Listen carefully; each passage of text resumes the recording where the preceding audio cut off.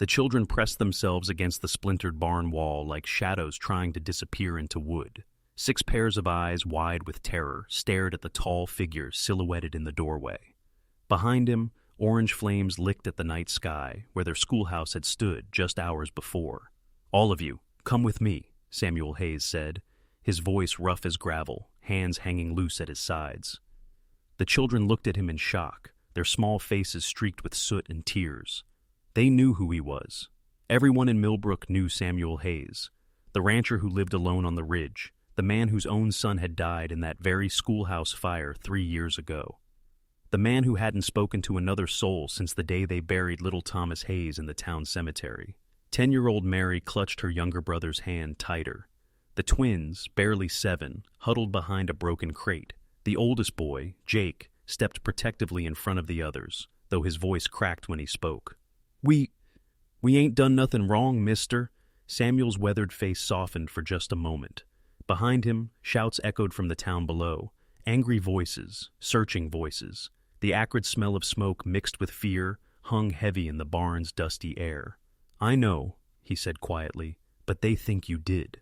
The children had been in the schoolhouse when it happened. They'd seen the real arsonist, a man in a fine coat and gold watch chain who doused the walls with kerosene before striking the match. But when the townspeople arrived to find the building in flames and 6 raggedy orphans standing in the yard, covered in ash, the truth didn't matter. Fear and grief needed someone to blame. Samuel took a slow step forward, and the children flinched. He stopped, remembering how his own boy used to shrink away from raised voices, from sudden movements. "Listen to me," he said, crouching down to their level. "In about 10 minutes, a mob's gonna come through that door. They're scared and angry, and they ain't thinking straight. If you stay here—" He didn't finish the sentence. He didn't need to. The sound of horses' hooves drummed in the distance, growing closer. Mary's voice came out as barely a whisper. Where would we go? Samuel Hayes looked at these children, these forgotten, unwanted souls that the world had already given up on, and felt something crack open in his chest, something that had been frozen solid for 3 long years. "My ranch," he said. "It ain't much, but it's safe." The hoofbeats were getting louder. "You're lying," Jake said, his 12-year-old voice trying to sound braver than his trembling hands. "Nobody helps us. Nobody ever helps us." Samuel met the boy's defiant stare, seeing his own son's stubborn streak reflected there. Thomas would have been Jake's age now, if he'd lived, if Samuel hadn't been too proud, too angry, too wrapped up in his own grief to visit the schoolhouse that day. If he'd been there when the first fire started. "Maybe not," Samuel said, "but I'm here now." The thunder of approaching riders grew closer. Through the barn's gaps, Samuel could see torchlight flickering between the trees. The children heard it too. Their faces went pale as winter morning. "They'll burn us alive," whispered one of the twins, and her sister began to cry. Samuel's jaw tightened. 3 years ago, when his Thomas died, this same town had rallied around him, bringing food, offering prayers, sharing their grief.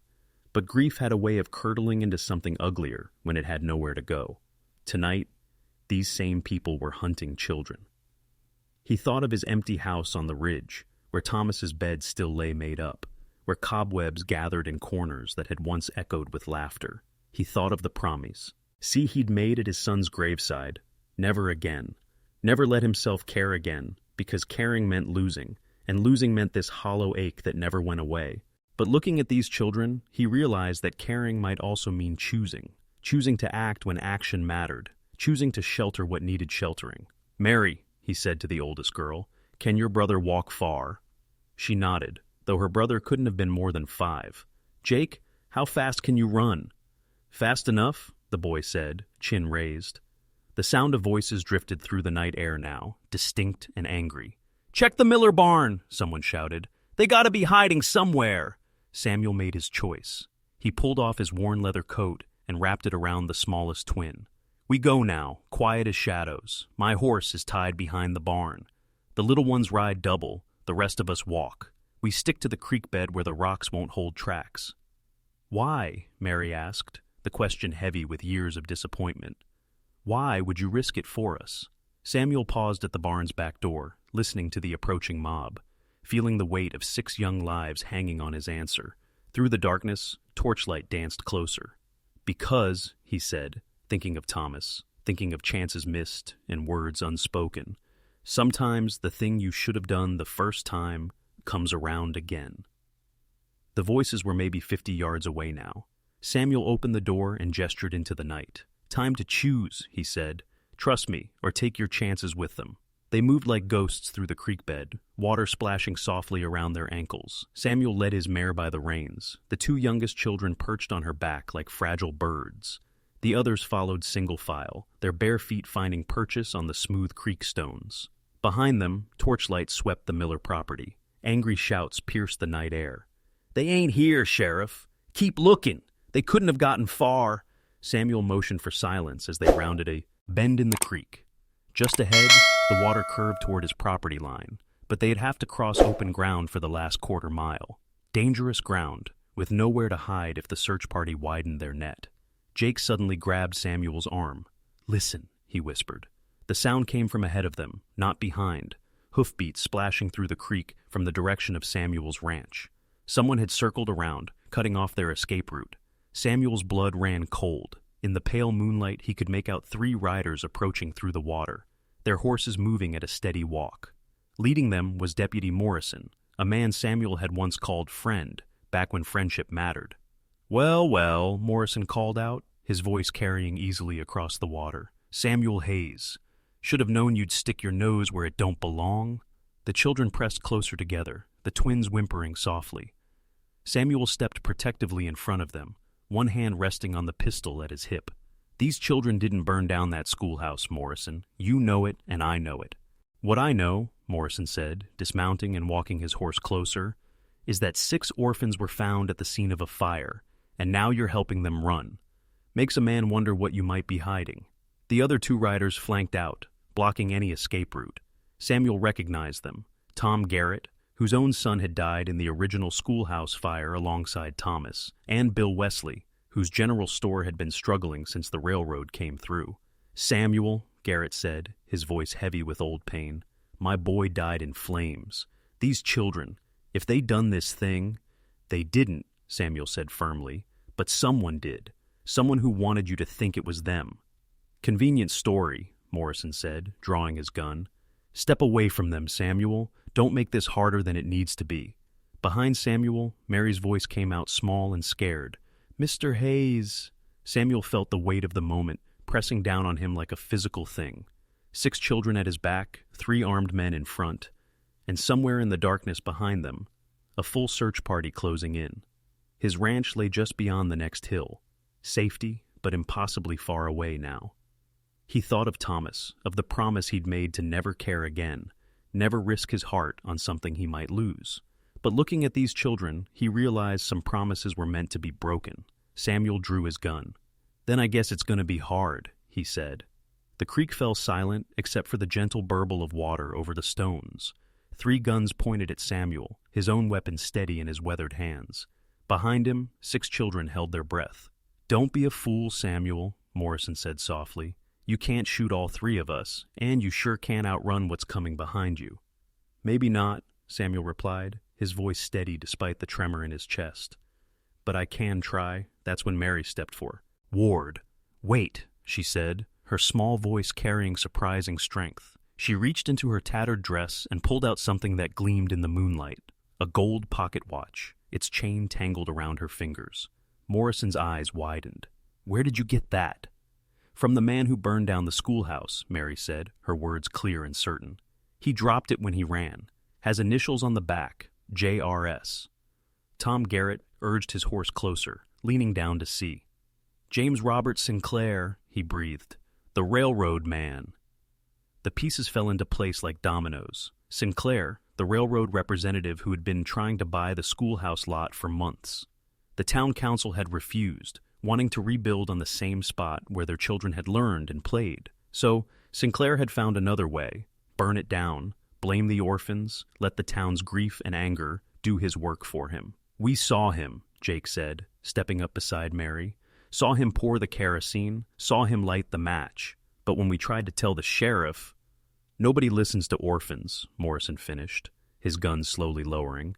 "Christ almighty, what have we done?" Bill Wesley still held his weapon steady.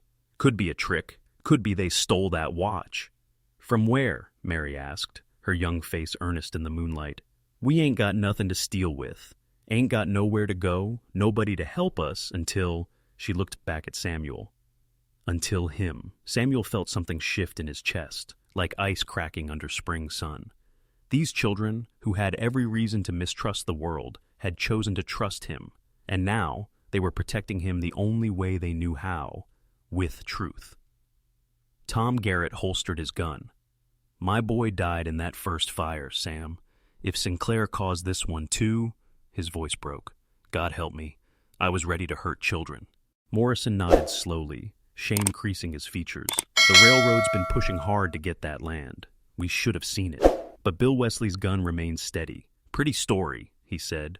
But I got a town full of angry folks behind us, and they want justice. They ain't gonna be satisfied with a pocket watch and some orphan's word. The sound of approaching voices grew louder. The search party was maybe 5 minutes away, their torches creating an orange glow through the trees. Samuel looked at the children, then at the 3 men blocking their path.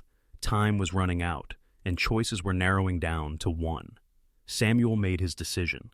Morrison, Garrett, you take that watch to Sheriff Davis. Tell him what the children saw. Get him to arrest Sinclair before the man can disappear on the next train. He paused, meeting their eyes. Wesley, you're gonna let us pass. Like hell I am, Wesley snarled. That's when Tom Garrett did something nobody expected. He rode his horse directly between Wesley and Samuel, his face hard as granite. Bill, my son died because James Sinclair wanted to make money off this town's grief. I ain't letting him profit off more dead children. His voice carried the authority of a man who'd lost everything and found his conscience again. You pull that trigger, you'll have to go through me first. Morrison nodded grimly and joined Garrett, forming a protective wall. The children are under my protection now, he said to Wesley. Official sheriff's business. Wesley looked between them, outnumbered and outmaneuvered. Finally, he lowered his gun with a curse. You're all making a mistake. Maybe, Samuel said, but it's the right kind of mistake. Within the hour, Sheriff Davis had arrested James Sinclair at the train station, the railroad man's guilt written all over his face when confronted with his own pocket watch. The search party said, shame and relief mingling in equal measure as the truth spread through Millbrook. But Samuel didn't stay in town to see justice served. He led the children up the winding path to his ranch, where lamplight spilled warm and golden from windows that hadn't been lit in 3 years. It ain't much, he said, opening the door to his simple farmhouse. But there's beds for everyone, and food in the pantry. The children filed in slowly, touching things with wonder. Clean blankets, solid walls, the promise of safety. Mary turned to Samuel, her young face serious. We ain't charity cases, mister. We'll work for our cape. Samuel smiled, the expression feeling strange on his face after so long. I expect you will. Ranch has been lonely without young voices in it.